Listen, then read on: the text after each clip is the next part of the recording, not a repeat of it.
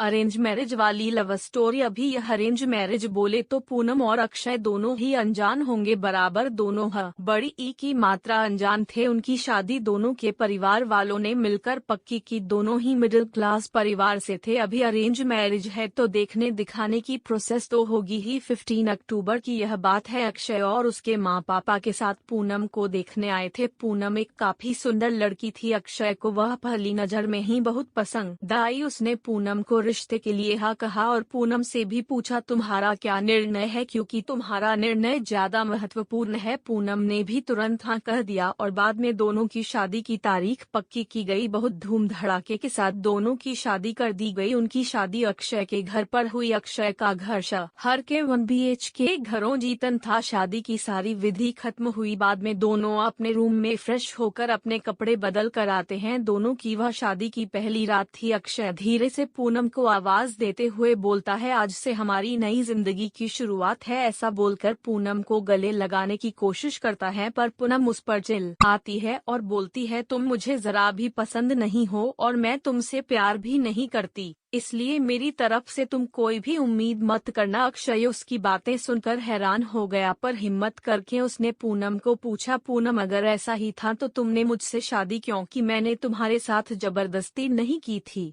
मैंने पूछा भी था तुम्हें, फिर तभी क्यों नहीं कहा मुझे इस बात पर? पूनम बोली मुझे कुछ मत पूछो, 2-3 महीने एडजस्ट करो और उसके बाद हम डिवोर्स लेकर अलग हो जाएंगे। यह सुनकर अक्षय को धक्का लगा। उसने पूनम को समझाने की बहुत कोशिश की पर उसने अक्षय की कोई भी बात नहीं सुनी और वह उसके निर्णय पर डटी रही। अक्षय उसे बोला ठीक है तुम्हें यही ठीक लगता है तो यही करेंगे, पर मेरी एक बात मानोगी क्या? भी पूनम बोलती है क्या? अक्षय बोलता है कि एक छोटी सी मदद करोगी, जब तक माँ पापा यहाँ है तब तक तुम यहीं पर रहोगी, एक बार वह गांव चले गए तो फिर सब तुम्हारे मुताबिक होगा। वह भी तैयार हो गई इस बात पर और दोनों सो गए। हर रोज का दिखावा उनका चालू था। माँ पापा के सामने पति पत्नी की तरह रहना उनको समझ में नहीं आए, इसलिए उनके सामने नाटक करना। ऐसे करते करते दिन खत्म होने लगे। दोनों ही नौकरी करते थे, फिर रोज के टाइम टेबल के अनुसार अपना अपना काम खत्म करके काम पर जाना। अक्षय रोज पूनम से प्यार से बोलने का प्रयास करता था पर पूनम अक्षय को अनदेखा करती थी, क्योंकि पूनम की एक ही इच्छा थी कि उसको जल्दी शादी नहीं करनी थी। घर के लोगों का मन उसे एक ही मात्रा नहीं दुखाना था, इसलिए वो शादी करने के लिए तैयार हुई। पर शादी करने के बाद भी वो फिर से अकेली रहने का विचार करती थी, क्योंकि उसे खुद की लाइफ किसी के साथ शेयर नहीं करनी थी। जैसे तैसे उसके दिन धकेल रही थी। अक्षय मात्रा उसे हमेशा अपनी पत्नी का दर्जा देने का प्रयास कर रहा था पर पूनम कभी भी अक्षय को पति का दर्जा नहीं देती थी। एक दिन फर्श पर पानी गिरा हुआ था, तब पूनम का पैर उस पर अचानक से फिसला और उसका पैर फ्रैक्चर हो गया। अक्षय तुरंत उसे डॉक्टर के पास लेकर गया।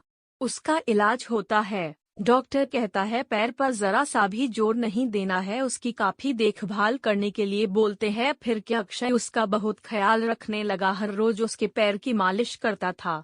उसका पैर फ्रैक्चर होने के कारण उसे ठीक से खड़ा भी नहीं हुआ जा रहा था।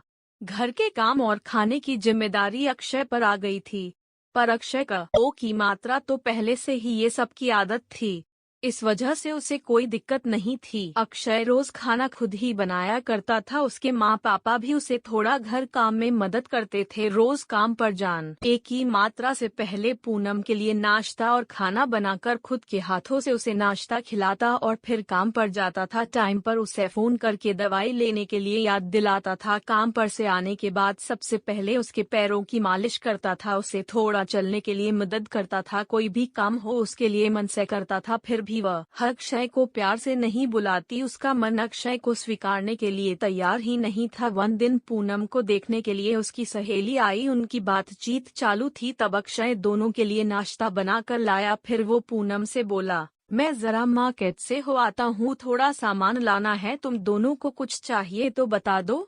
पूनम बोलती है नहीं अभी कुछ नहीं चाहिए, तुम जाकर आओ। पूनम की सहेली को अक्षय को ऐसे नाश्ता लाते देखकर धक्का लगा। उसने पूनम को पूछा पूनम घर के काम सब तुम्हारा पति ही करता है क्या? हाँ वही देखते हैं, मेरा पैर फ्रैक्चर होने के बाद से पूनम की सहेली पूनम को बोलती है कि तुम बहुत खुशनसीब हो जो तुम्हें इतना प्यार करने वाला पति मिला। पूनम के चेहरे पर मात्र प्रश्न चिन्ह था। तभी पूनम बोली, इसमें इतना खुशनसीब होने जैसा क्या है। उसकी सहेली बोली, अरे मेरा पति मुझे पूछता तक नहीं है कि कैसी हो तुम, खाना खाया कि नहीं, और मेरे पति ने आज तक कभी मुझको चाय तक नहीं पिलाई। मुझे भी लगता था मेरे पति भी मेरा ख्याल रखे। ज्यादा कुछ नहीं, पर प्यार भरे शब्द ही बोले तो बहुत होता है। मेरे लिए बहुत इच्छा होती है यार, पर इसके बजाय मुझे हमेशा निराशा ही मिली। बहुत मन दुखता है मेरा यार। यह सब सुनकर पूनम विचार में डूब गई। उसके मन में अक्षय के प्रति प्यार जगने लगा। अक्षय का प्यार उसकी आंखों के सामने आने लगा। वह उस पर जान छिड़कता है, यह उसे समझने लगा। अभी धीरे धीरे पूनम को भी अक्षय से प्यार होने लगा था। वो उस पर विश्वास करने लगी थी। अक्षय के मन पर मात्र एक ही डर था कि माँ बाप गांव गए तो हमारा डिवोर्स हो जाएगा, पूनम मुझे छोड़कर चली जाएगी और समाज में मेरी इज्जत कम हो जाएगी। तभी माँ पापा अक्षय को बोलते हैं कि अभी हमें गांव जाना चाहिए, थोड़े दिन रहकर खेती वगैरह करके आते हैं। अक्षय उनको जाने नहीं देना चाहता था और उनको डिवोर्स के बारे में भी बता नहीं सकता था। अक्षय सोच रहा होता है कि अभी पूनम को सब कैसे पूछे, कैसे बोलूं उसके साथ। ऐसे सोचते सोचते ही सो जाता है। सुबह उठता है तो देखता है कि पूनम बहुत जल्दबाजी में थी। वह जॉब पर जाने के लिए निकलती है। तब जाते जाते पूनम बोली कि अक्षय टिफिन बना कर रखा है, लेकर जाना, कपड़ों को इस्त्री करके रख दिया है और नाश्ता भी करके जाना, और हाँ आज घर पर जल्दी आना। यह बोलकर निकल गई। अक्षय मन में ही सोचने लगा कि जिसने आज तक एक गिलास पानी तक दिया नहीं, आज अचानक ऐसे उसने इतना सब कैसे किया। अक्षय का मन बहुत अशांत हुआ हो गया। वह भी सब काम करके ऑफिस के लिए निकल गया। उसके मन में बस इतना ही चालू था कि आज हमें डिवोर्स के बारे में बोलना है। शाम का वक्त होता है। पूनम के बताने के अनुसार अक्षय जल्दी घर आता है। पूनम ने खाना बनाकर सब काम निपटा कर रखे था। घर पर आते ही उसे चाय देती है। यह सब अक्षय के लिए नई बात थी। चाय पीते पीते अक्षय धीरे से पूनम को पूछता है, पूनम तुम ठीक तो हो ना? तुमने निर्णय तो लिया ही होगा ना? मुझे छोड़कर जाने वाली हो, इसीलिए सब कर रही हो ना? इस पर पूनम बोलती है, मैंने अपना फैसला ले लिया है और मैं कहीं पर भी नहीं जा रही हूँ। मेरी पूरी जिंदगी में तुम्हारे साथ जीना चाहती हूँ। और जाकर अक्षय को गले लगा लेती है। वो बोलती है, मैं तुम्हें छोड़कर कहीं नहीं जाऊंगी। मैं तुमसे बहुत प्यार करने लगी हूँ और अभी हमारा रिश्ता कोई भी नहीं तोड़ सकत। आकार जिंदगी में बहुत बड़ी भूल हो गई होती मुझसे। अगर मैं तुम्हें खो देती तो अरेंज मैरिज करके भी तुम्हारे जैसा इतना प्यार करने वाला पति मुझे मिला, यही मेरी खुशनसीबी है।